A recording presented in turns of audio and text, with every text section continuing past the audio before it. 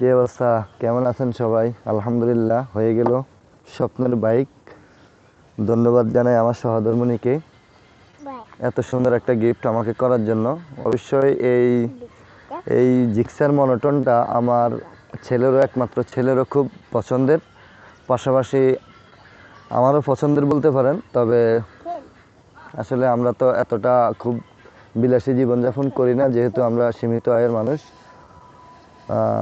ইনশাল্লাহ আমার ওয়াইফ আমাকে এটা গিফট করেছে।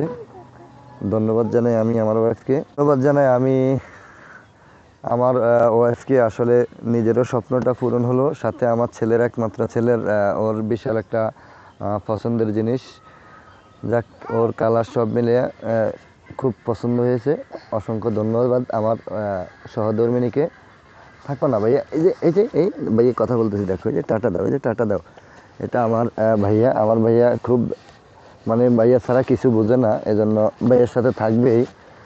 তো আসলে যাই হোক, আমরা গরিব মানুষ। অকপটে যদি বলি, আমরা গরিব মানুষ, আমরা এত কোটিপতিও না, বড় লোক না। আমাদের সাধ্যের মধ্যে যতটুকু ছিল সেটাই হয়েছে। আলহামদুলিল্লাহ, এটা আমার কাছে বিশাল বিশাল কিছু মনে হচ্ছে। বাইক আমি অনেকগুলোই চালাইছি আলহামদুলিল্লাহ, কিন্তু আসলে হয়তো এত দামিটা নিজে কিনে চালাই নাই। তো ধন্যবাদ জানাই আমার সহধর্মিণীকে। সেও একটা রিস্ক নিছে যে স্বামী সন্তানের স্বপ্ন পূরণ করবে, আশা পূরণ করবে, তার জন্য দোয়া রইল। আর বাইকটা আসলে নিচ্ছি, ঠিক আছে, বাইক নেওয়াটা খুব শখের বিষয়, কিন্তু এটা নিয়ে রাস্তায় হুটহাট করে বের হওয়া বা হুটহাট করে চালানোটা, এটা আমি খুব একটা বেশি পছন্দ করি না। আমি খুব লিমিটেডের মধ্যে চালানো পছন্দ করি, এবং সব কিছু মেনে, রাস্তার আইন, ট্রাফিক আইন সব কিছু মেনে চালানোর চেষ্টা করি। আপনারাও যারা আছেন বাইক চালান, অবশ্যই দেখে শুনে মেনে তারপরে চালাবেন। এই জিনিসগুলো মাথায় রাখবেন সব সময়। ভাইয়া বসবা? টাটা দাও, এই যে টাটা দাও। এই যে আমার ভাইয়া সকাল সকাল বলতেছে ওকে নিয়ে ঘুরতে হবে, তাই চিন্তা করলাম একটু ঘুরি, ওকে একটু দেখাই। তো ভালোই লাগতেছে। আপনাদের কেমন লাগতেছে অবশ্যই জানাবেন। এই গরিবের গরিবানা অবশ্যই জানাবেন ইনশাল্লাহ।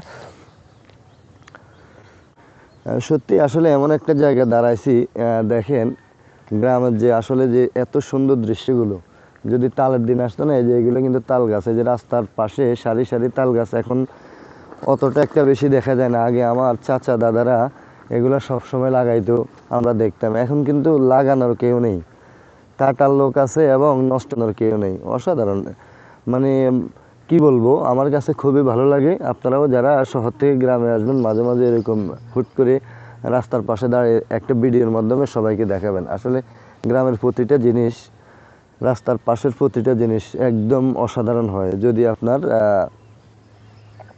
দেখার।